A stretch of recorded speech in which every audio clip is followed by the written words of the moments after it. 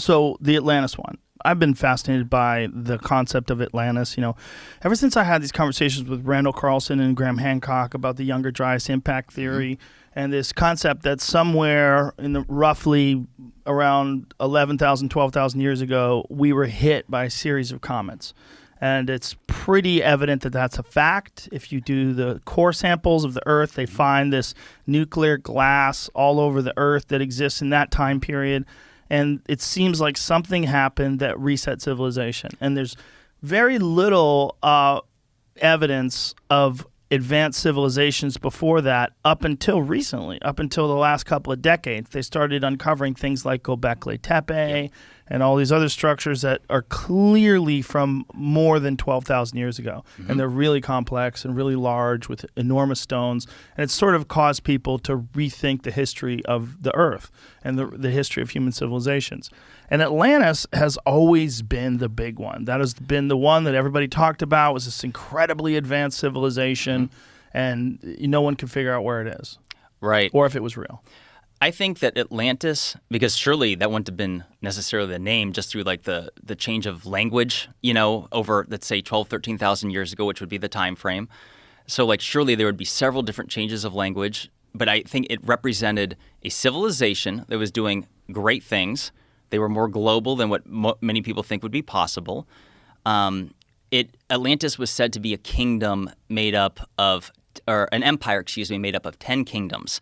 And then there was the lost city of Atlantis, which was the capital, which was said to be made up of concentric circles, 2 of water, 3 of land, and essentially that they were obliterated by a cataclysm as passed down by Plato, although it's worth mentioning that Plato got the story of Atlantis from Solon, who was his uncle separated by 6 generations. But what most people don't realize is that Solon had traveled to Egypt, and so it's the ancient Egyptians is where that tale comes from, which makes it even more bizarre because I would argue that the most spectacular ancient civilization is the Egyptians. Because I want to, on this podcast, encourage people to travel to Egypt. Joe, you got to go. I really want to. A friend of mine just went, and she got back, and she was telling me incredible things about it. Jamie, will you pull up the photos of these concentric circles? Tell him... Yeah, the Richat, R-I-C-H-A-T. It's worth mentioning he's that. Got it already here. Yeah, in the first couple, I just want to say it's Richat. I used to call it Richat. I was mispronouncing it. But let me ask you this, Joe, real quick. When you saw my video, was that the very first time you had ever seen this thing before? When I first saw this, I was like, what the fuck is that? By the way, you see that white, all those white blemishes? That's salt. This was under the ocean. And people, let me just say, you mentioned Randall Carlson and Graham Hancock. I love them. And I know for sure that they don't particularly think this is the site for a few different reasons. So let me say there's absolute doubt. Even I am not 100% certain. I'm not even 100% certain Atlantis existed. What I am certain is that humans were doing spectacular things in a cataclysmic event happened called the Younger Dryas and reset something for somebody. Is there a natural explanation for this formation? Yes. So let me say that it is considered to be mysterious. They're not 100% certain of it. However, the consensus is that it was a volcanic dome that had risen and collapsed multiple times, like 100 million years ago, allegedly. I say allegedly. I'm not necessarily disagreeing with that. I'm just saying I would like to know where sometimes they get these figures from. Like, explain to me why it was 100 million years ago and not 99 or 98, because here we are talking about how crazy things changed in just the last 12, 13,000 years. So when they throw around these numbers, 1 million years in itself is an incredibly long period of time. But getting back to your question, some had originally thought that maybe it was an impact site from an asteroid or perhaps, but there's no evidence for it. Like there's none of the nano. The problem is there's these concentric circles. I like that, but I've never seen anything like this if you study structures that are like man-made structures, I've never seen anything like this that humans have made, but I've definitely never seen go to that one where your cursor's on, Jamie. Please. So is this... You want to see something? All right. What is this? Okay. Okay, one step at a time, because we also have to take into consideration that people are just listening. So kind of describe what we're looking at here. Okay, so what you're looking at is approximately 250 miles inland in the total barren desert of Mauritania, Africa. So the Western Sahara. But this image looks like... Why is it blue? That's just showing you what it used to look like? No, this is what it looks like right now through, I forgot what you call this type of animation, but it's a satellite imagery that they enhanced in order for you to see the difference in elevation and the actual structure to itself. Okay, so like if there was water in this area, you would see it this way, that it would be these concentric circles that are raised above the water, and then the water would be inside of it like that. Well, just to clarify, this particular image, no, this is not trying to represent water. So that blue is actually picking up on salt. So salt, all that was salt. But I mean, it used to be underwater, right? It's salt because it was underwater. That's what I believe, and that's what makes the most sense to me. Others will disagree, and let me tell you why. It is currently 1,300 feet above sea level. It's 250 miles inland. And so some people say this was never under the ocean, at least not for the last tens of millions of years, is what the scientists claim. I argue that since the salt is still there, and not only that, Jamie, if you go to the other images that show you more of the white, the one that you were previously on, the one to the middle to the left, right there. So those areas with the most white blemishes happen to be the areas that are the lowest in elevation, which to me tells me that saltwater had settled there.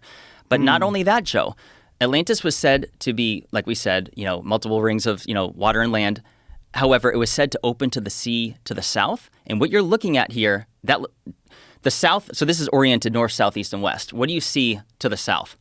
And especially if we could get another... This is a very flat area that looks like it's the lowest elevation. Like around it looks like it's higher. I mean, it's hard to tell from this image. Jamie, will you Google map it? Just type in... even if you went to Mauritania, so you could see this from space. Astronauts use it as a locator, and they weren't really familiar or aware of it until the Gemini missions in the early 1960s. So if you go to... if you just go to Google Earth, you'll be able to find this quite quickly. It stands out. And it's why they call it the Eye of Africa or the Eye of the Sahara. All right, so just pan out a little bit, and it'll provide us with a much... Yeah, keep going. All that white is salt. In fact, I have a friend, Josh Sigurdsson, that went out there and tasted that shit off the fucking ground. That's salt. Because a lot of people say, this was never under the ocean. And I'm like, all right, you see all that? Even Randall Carlson himself, which let me just say, he, for a few reasons... He favors the Azores. He doesn't think this is likely to be the location for a few reasons. He favors what? The Azores, the island chain, which would be, it's. And he thinks that was Atlantis. To him, he's partial towards that.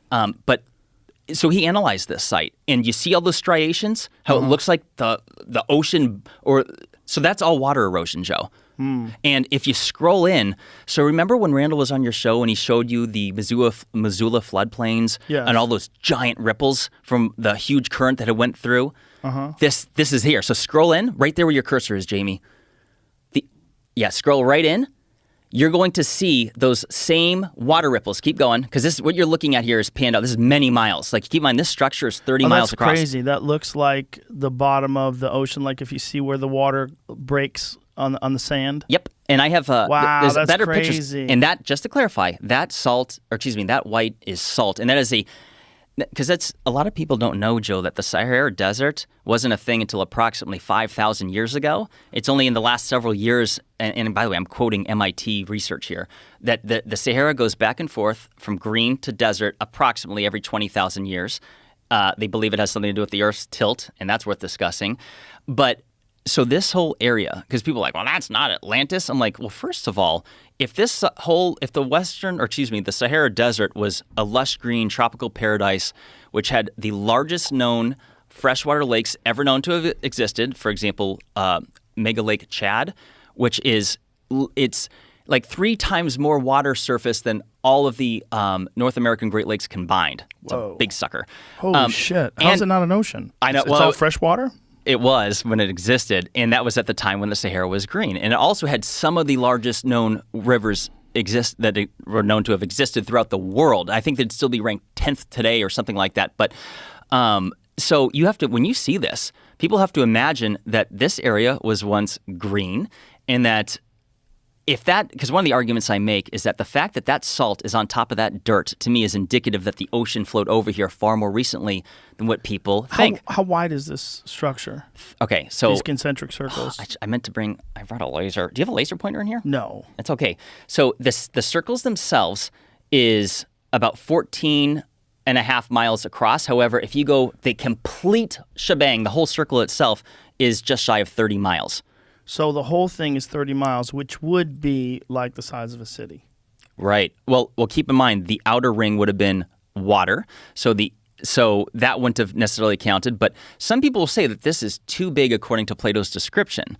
And let me just say that I'm like, well, hold on a second. I don't think that we should consider that because of loss of translation, that we should consider the measurements a key detail. The question becomes, is it big enough to be a city with possibly millions of people? Because the way it was described is that it was a city that was said to be busy all day, all night, rich in trade, with languages spoken from all over. So I'm like, okay, that would imply millions of people. I mean, if a city's busy all day and all night, I think of large metropolitan areas like New York, Chicago, London, whatever.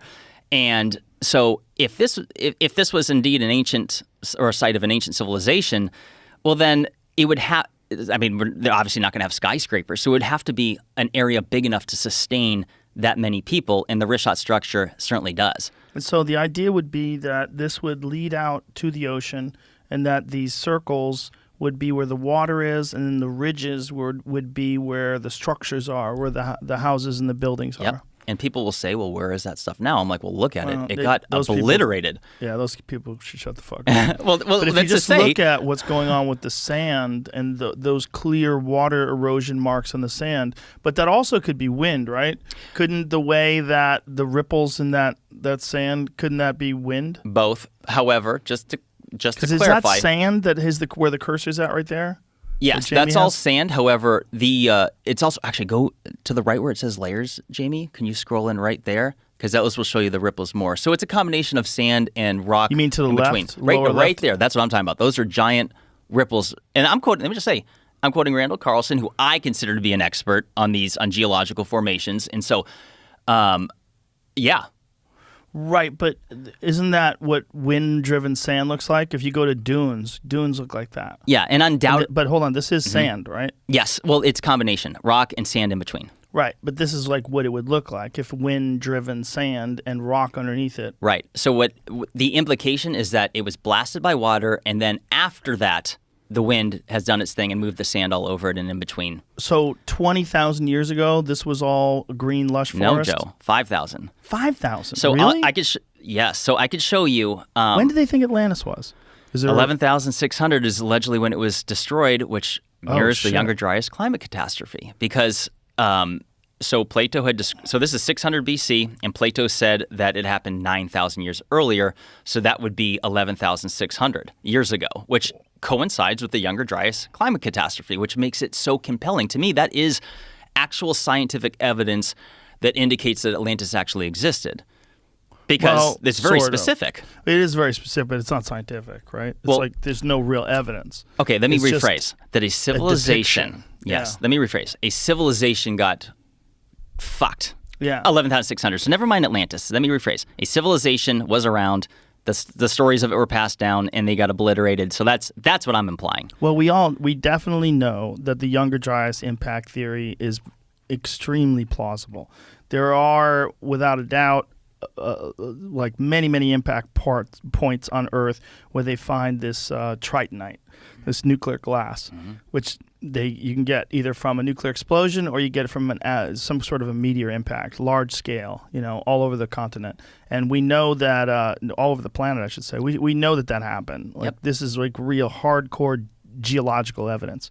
So if we know that there were structures before that, which we do now because of Göbekli Tepe and a few other places that they're reasonably sure were pre 11,000 years ago, 12,000 years ago, then we know that something was around back then that was very sophisticated. How sophisticated, we don't know.